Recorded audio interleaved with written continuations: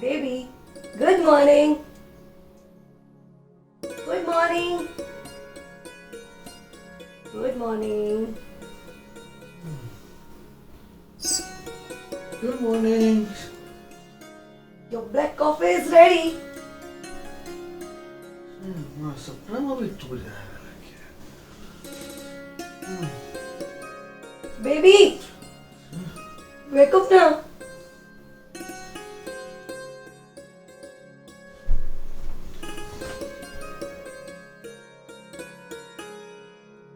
What Oh. happened? Good morning, good morning. Coffee. You wear sari? Yes. Coffee? Yes. સારું કહેવાય. Good morning, good morning.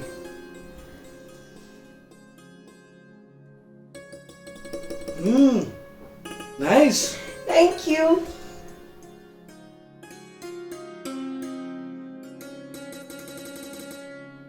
Listen, હા. તે જે મને વાત કરી હતી ને દીદી સાથે વાત કરવાની હા. એ મેં વાત કરી હતી એકચ્યુઅલી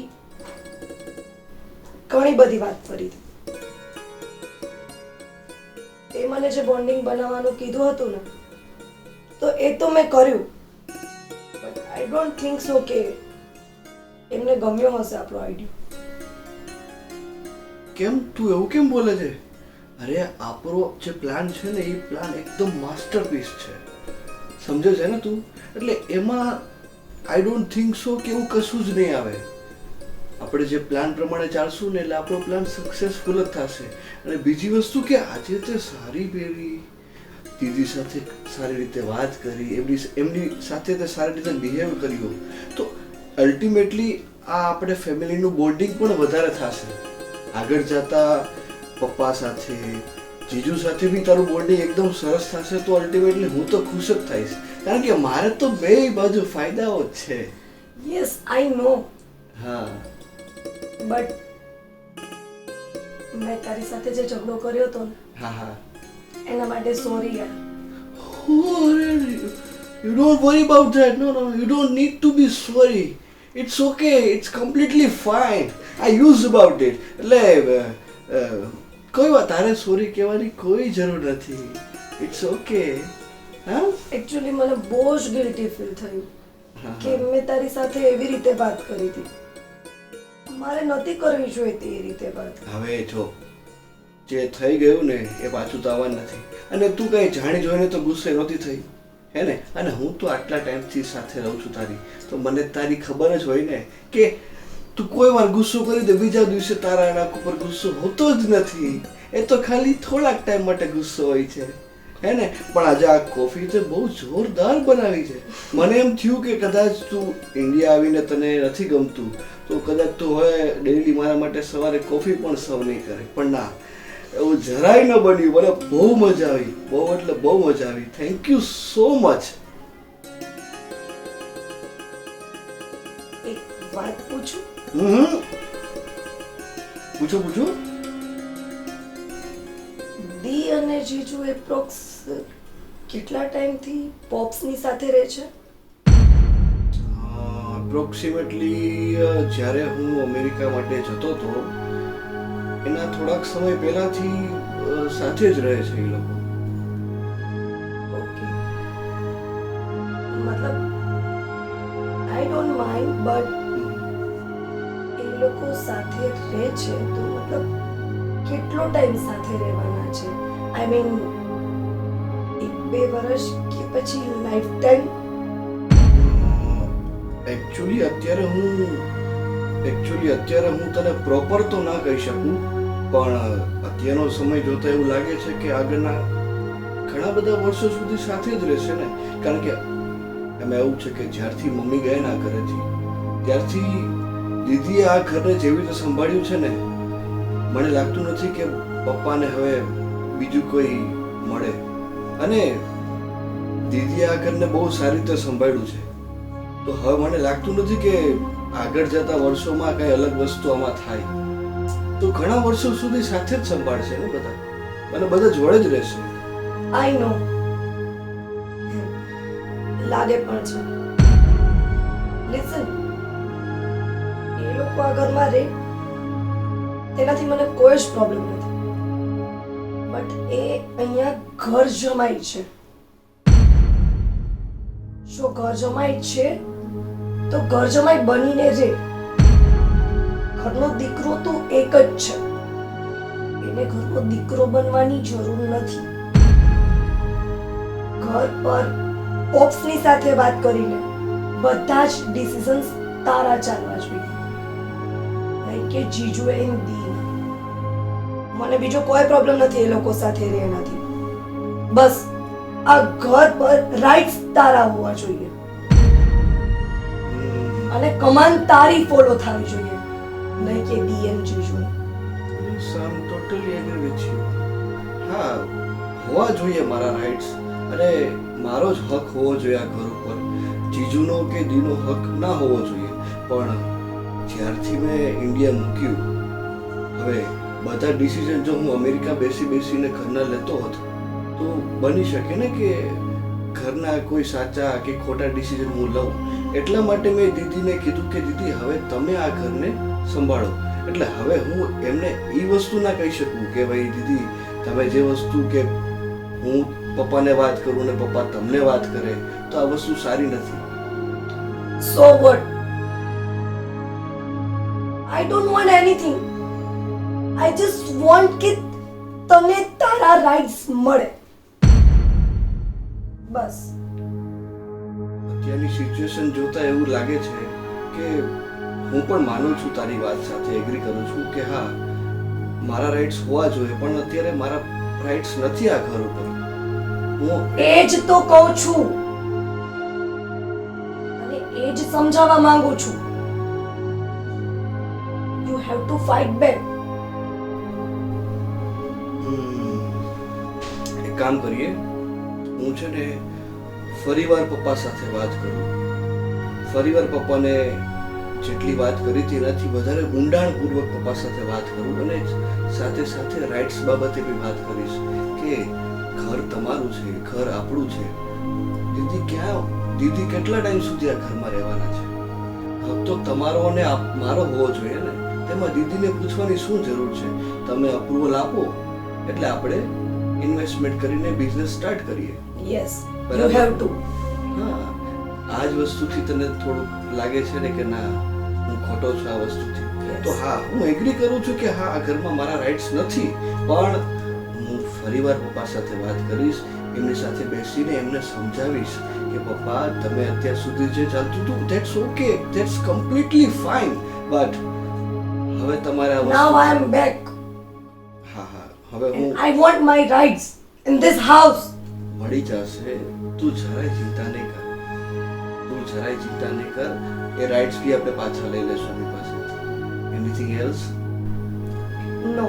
હે ને? તો હું એક કામ કરું, આજો મારો મસ્ત મૂડ થઈ ગયો છે આ કોફી પીને. હું અત્યારે જ પપ્પા સાથે વાત કરવા જતો રહું છું. ઠીક છે? તું બેસ અહીંયા બેઠ જો, કેટલું બધી મસ્ત ક્લીન કરી નાખ્યું છે, તો તને અહીંયા આરામ કરવાની બી મજા આવશે. હે ને? તું અહીંયા બેસ, હું જાઉં. ઠીક છે? હું અત્યારે જ વાત કરવા જાઉં. જોઈ લઉં કદાચ પપ્પા ઘરે છે કે બહાર ગયા છે. અને બહાર ગયા છે તો ત્યાં હોલમાં વેઇટ કરીશું. હે ને? ઠીક છે? તું જરાય ચિંતા કર, you don't worry about that. Okay? I be back. હા,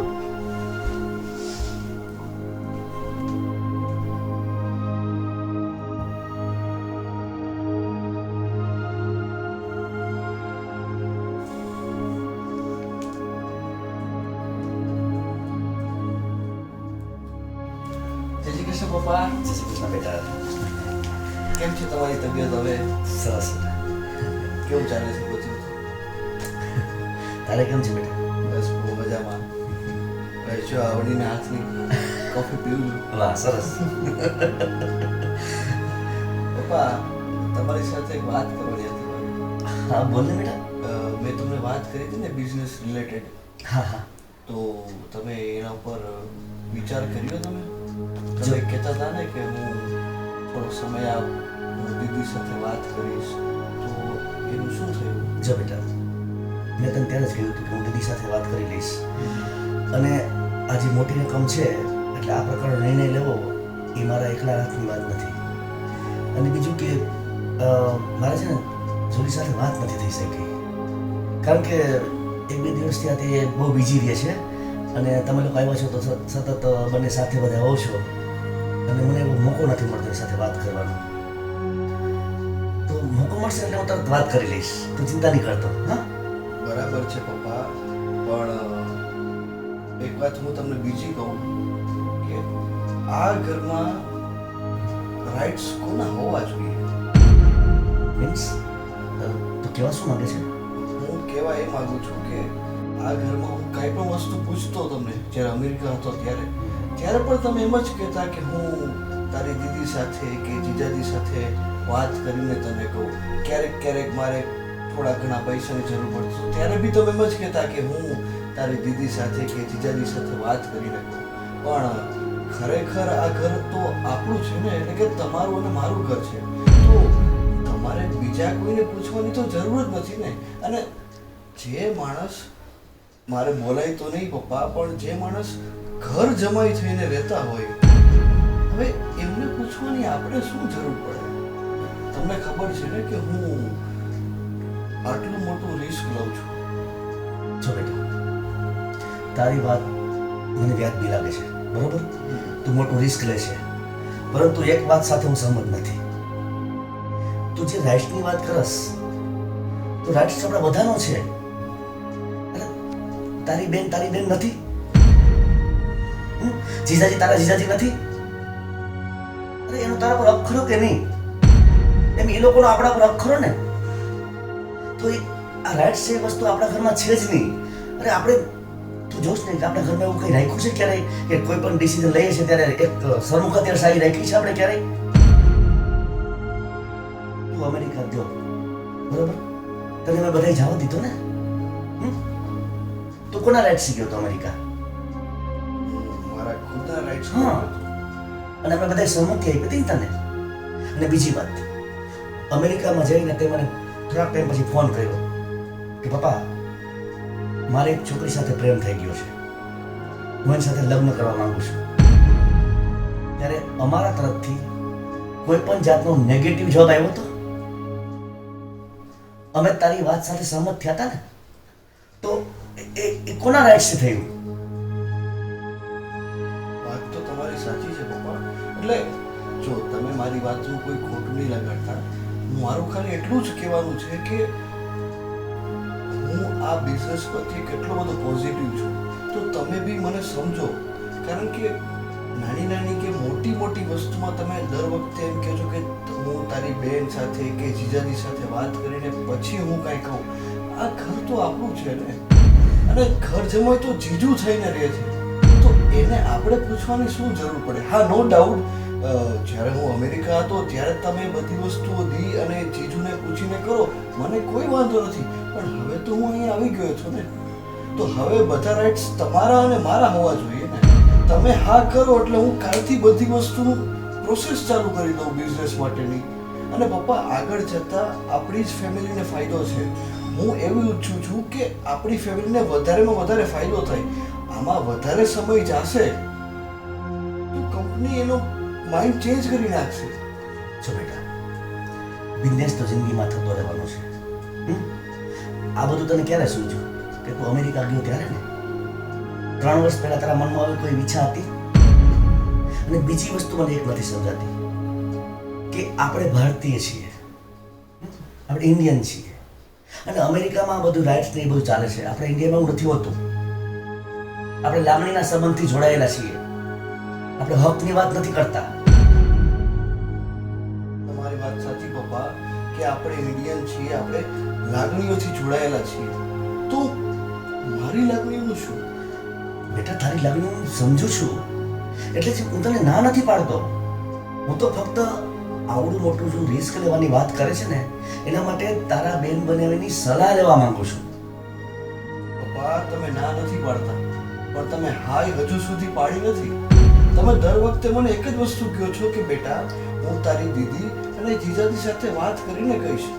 પણ પપ્પા, એકચ્યુઅલમાં તો જો તમે ખોટું ન લગાડતા મારી વાતનું, પણ રાઇટ્સ મેઇન છે ને એ તમારા હોવા જોઈએ. તમે આ ઘરના મુખ્ય સદસ્યો કહેવાય અને હું તમારો દીકરો. બસ તો પતી ગયું ને. તમે હા પાડો એટલે કાલથી આપણે પ્રોસેસ ચાલુ કરી દઈએ. કારણ કે એકવાર હું નથી ઈચ્છતો કે આપણા હાથમાંથી આ ડીલ જાય. મને લાગે છે બેટા કે તું 3 વર્ષમાં છે ને ભારતીયતા છોડીને અમેરિકાના રંગે રંગાઈ ગયો છો. જો સાંભળી લે, આ ઘરમાં સંપૂર્ણપણે રાઈટ મારો જ છે, એ મને ખ્યાલ છે.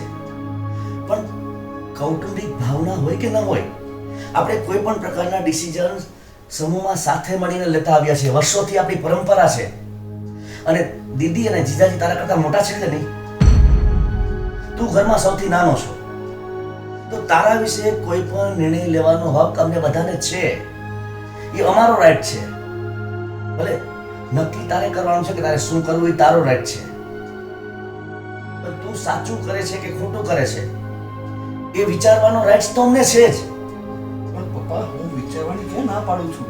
અને તમે જે પરંપરાની વાત કરો છો અને તમે જે પરંપરાની વાત કરી રહ્યા છો, તો સમયની સાથે પરંપરા બદલવી પડે. અત્યારનો જમાનો એવો નથી કે તમે ચાલો આ તો આપણું ફેમિલી નાનું છે, કોઈ ફેમિલી મોટું હોય તો શું 50 જણાને પૂછવાનું કે મારે શું કરવું જોઈએ? ના પપ્પા, મેઇન મુખ્ય સદસ્ય જે હોય અને દીકરો, બસ આ 2 જણા નક્કી કરે કે શું કરવું જોઈએ ને શું ન કરવું જોઈએ. બેટા તો હજુ ખોટું વિચારે છે. અરે એવું વિચારવાનું નથી. આપણે એક જ કુટુંબ છીએ. અને તું સાંભળ, તારા જીજાજી છે એ બિઝનેસ કરે છે કે નથી કરતા? આપણા બંને કરતા એને બિઝનેસનો વધુ અનુભવ છે. અને જુલી એને બિઝનેસમાં તમામ પ્રકારની મદદ કરે છે. અને આ ઘરની જવાબદારી પણ એના પાસે છે. તો આપણે પણ એને પૂછવું જોઈએ. જો આપણે ન પૂછીએ ને તો એ યોગ્ય ન કહેવાય અને એને ખોટું પણ લાગે. એટલે તું કોઈ એવી રાઇટ્સની વાત રહેવા દે. આપણે એવી કોઈ વાત કરવી નથી. ઠીક છે પપ્પા, અને તમારી વાત પણ સાચી છે કે દીદીને બિઝનેસ વિશે ઘણી બધી ખબર પડે છે. એટલે જીજુ પોતાના બિઝનેસમાં આગળ હોય કે પાછળ હોય એનાથી આપણને તો લેવા દેવા નથી કંઈ. પણ મારો મેઇન ફોકસ એ છે કે આપણા ઘરમાં શું કામ જીજુ પોતાનો હક જમાવે. તમારો હક હોવો જોઈએ. બસ મને તો એટલી જ ખબર પડે. તમારો હક હોવો જોઈએ ને તમારા પછી જો કોઈ ઉત્તરાધિકારી આવે તો એ હું હોવો જોઈએ. તો મારા રાઇટ્સ પ્રમાણે જો તમે ખોટું નહીં લગાડતા, પણ આ તો હું જસ્ટ તમને કહું છું. બસ કોઈ વાંધો નહીં. તમે દીદી સાથે વાત કરીને પછી મને જણાવજો. કોઈ વાંધો નહીં. ઠીક છે. મોકો મળશે ને એટલે જરૂર વાત કરી લઈશ. પણ જ્યાં સુધી દીદી અને જીજાજી આમાં સહમત નહીં થાય ત્યાં સુધી હું પણ સહમત નથી થવાનો. એટલું મગજમાં રાખજે. ભલે પપ્પા. અને હું આશા રાખીશ કે જેટલું જલ્દી થઈ શકે એટલું જલ્દી તમે દીદી અને જીજાજી સાથે વાત કરો. તમે ચોક્કસ. ઠીક છે? ભલે પપ્પા, હું ફ્રેશ થઈને આવું. ઓકે. ઠીક છે? તમે ઓહો, ન્યૂઝપેપર વાંચો.